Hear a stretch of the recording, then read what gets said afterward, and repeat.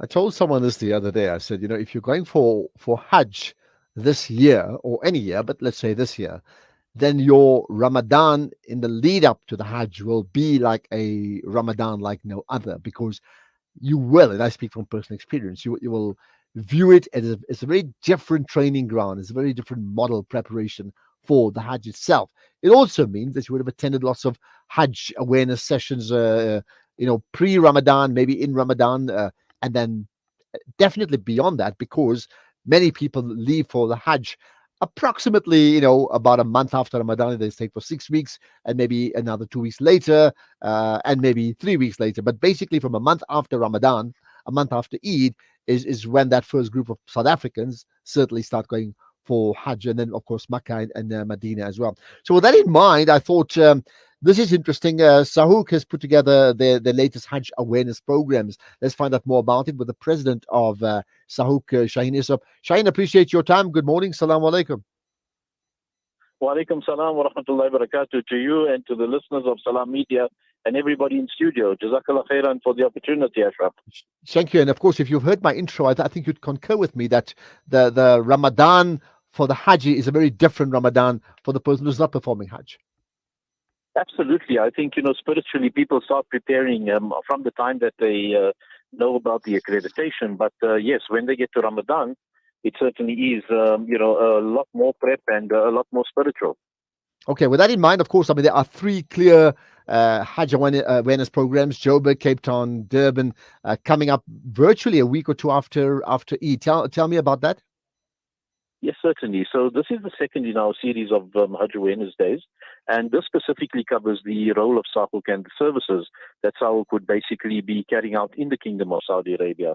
So our head of mission, Hafiz Ismail Kurvadia, will, together with one or two of our staff members, start talking about the processes from the time a pilgrim arrives in Medina or in Jeddah, and who's going to be at the airport, who's going to be there to assist them, what processes need to be followed, then where the clinics are going to be situated in Medina, Makkah, and Azizia, and the services that will be rendered as a result of this. So, alhamdulillah, I think that, it just gives the pilgrim who has been accredited and the one that's embarking on this journey a lot more information and better equipped in terms of making sure that he or she is comfortable. And do they need that information? Oh, they certainly do, because at the end of the day, these are first-time people, and a tremendous amount of them are first time out of the country and first time in the kingdom. So you need to know who you're talking to. Secondly, you're also going to have people who speak the language that you speak, rather than have somebody who speaks Arabic and you don't understand and they're trying to direct you. So we've got all the necessary staff and services that are there. Now, of course, in the build up to your programs, your awareness programs before, it would have been about you've just been accredited, or you're likely to get accredited, and then you have to make the all important decisions around choosing your Hajj operator. So these people that you speak to now, all accredited, the choice of operator won't even be discussed because that's all done, right? Yes, that's correct. So they've contracted with the operator. Operators are currently fervently busy now within the eHajj system, which is the system that the Ministry of Hajj and Umrah has put together for them to now start getting their ducks in a row, packages into place so that the visas can be issued for timeous departure. Alhamdulillah, our first departures are going to be around about 22nd, 23rd of May. So my point initially was right, that it literally is a month after Ramadan, isn't it? Yes. Where the people start moving for the Hajj. Those who spend at least 6 weeks there, yeah? Absolutely. The first of Dhul Qaidah is your arrival date into the Kingdom of Saudi Arabia for your 6-week package. So in terms of, I understand people are going to attend, and you'll give them the whole lowdown in a lot more detail when they attend. But some of the key, high level points to consider when people do attend your awareness programs in terms of what SAHUC will do there for them or not. So I think people need to understand that there's a total difference between the Hajj operator workers or Khadims and what SAHUC does. So SAHUC is basically your liaison between the Muassasa and the ministry and the operator, and then obviously for the well-being of the Hujjaj.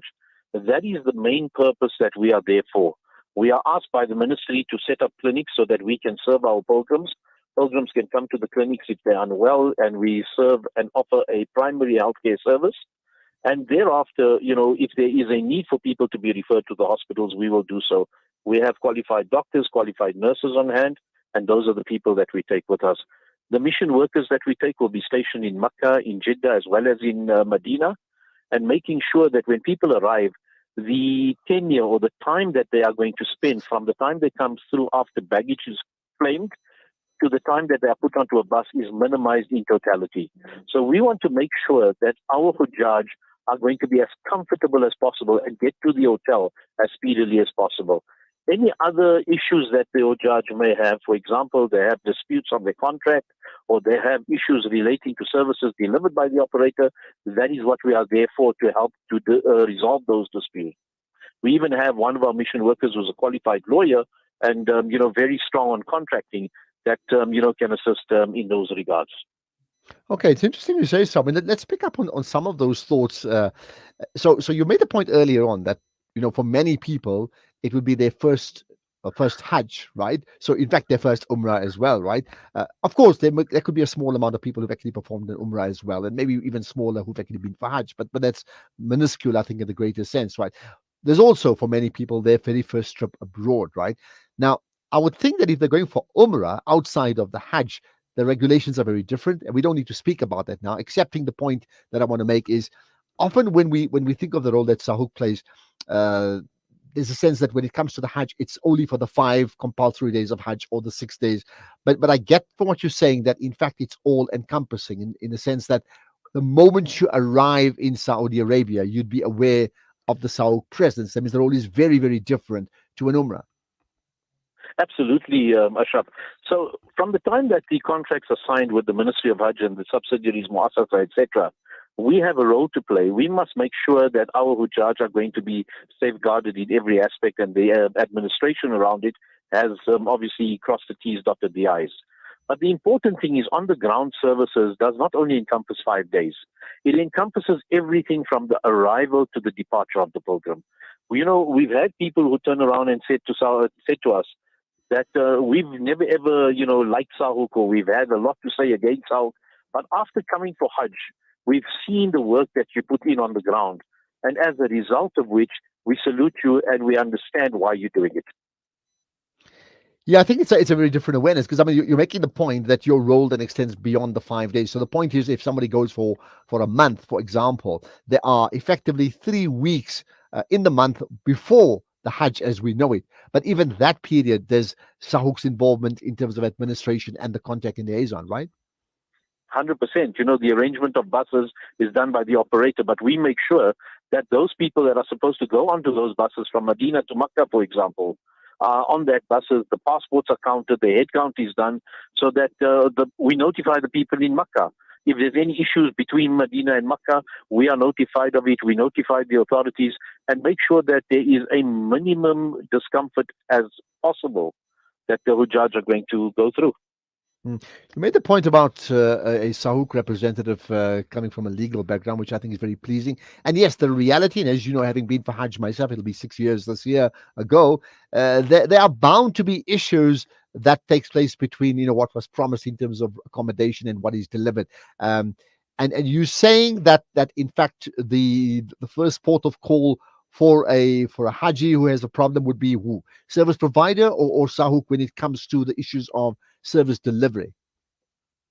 I think you need to obviously discuss that with your service provider. And if you feel that that is inadequate in terms of the response, then SAHUC is your next port of call. Because remember, when the operator signed the contract with the pilgrim, that contract has been uploaded onto the SAHUC system. So the team in the Kingdom of Saudi Arabia has access to that contract.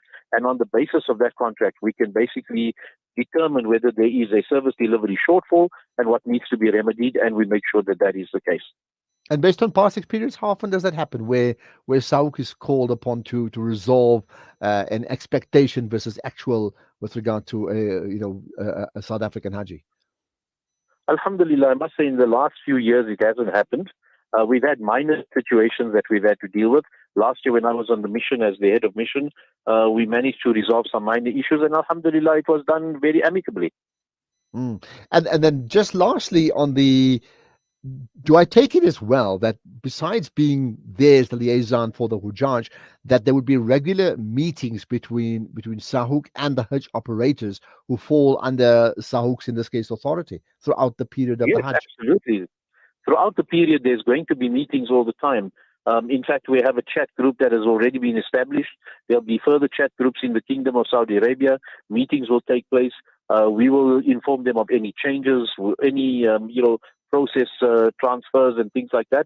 So we keep abreast with them, and then also we assign certain Hajj operators to some of our mission workers. And those mission workers will go and do what they call meet and greet and go and make sure that the Hujjaj are taken care of. Are there any issues that the operator is experiencing with the hotel or with the other service deliveries to the operator to make Hmm. the life of the Haji a lot easier for that period that Haji is going to be there? So lastly, let's go back to those dates. I mean, where are the dates? Those dates of those awareness programs, and where are they being held? Yes, the 5th is going to be in Johannesburg at the Lifestyle Center in Fordsburg. The week after that is going to be in Durban. And I think on the 6th is going to be in Cape Town. 6th or the 7th is in Cape Town. It's interesting, and as you, by the way, as you talk about that now, and I look at it from personal experience, one of the things that's been largely absent, and whether it's a Sahuk problem or whether it's the tour operator problem, is the lack of feedback in terms of sharing what I'd call my Hajj experience for those who performed Hajj before. Do you think that that would add tremendous value to people's understandings of the Hajj? I certainly think it does, but I know that in Cape Town it happens quite often. You find Hajj operators will basically call their Hujjaj from last year, and then they'll sit down and they'll start sharing experiences, and they'll share the information that needs to be shared about that particular operator and the experiences on the ground. So the new Hujjaj, find that very, very pleasing and very rewarding. Because I think the obvious reason is it's more relatable. I mean, there's a top level from Sahuk, there's a medium level from the operators, but then there's the personal struggle and toil of the individual who judge, and how they experience it and how they relate their own stories. And I think that's why it's that important. But perhaps more needs to be doing that. Just okay. So obviously this information is available on all your social media platforms and on the Sahuk website, right? Yeah. Yes, 100% on all the In social terms of that. media on our website, and that information has been sent out to all the programs as well. And just as a last thought, I'll share my personal experience of one liner here. As we went for the Hajj, 6 years ago, we landed in Jeddah.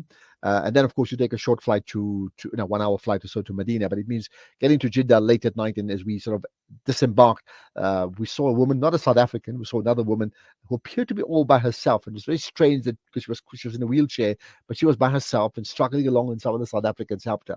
But anyway, as we then get off the plane and get onto the into the area where you've actually now left the airport and getting to the public area of the airport, the very first sign we see was a South African flag, and then you see the SAUC members, and you see all these people rally around you. And I can tell you now from a personal experience, nothing gives you a greater sense of pride and comfort and satisfaction that your people are there looking out for you, and you rally to each other.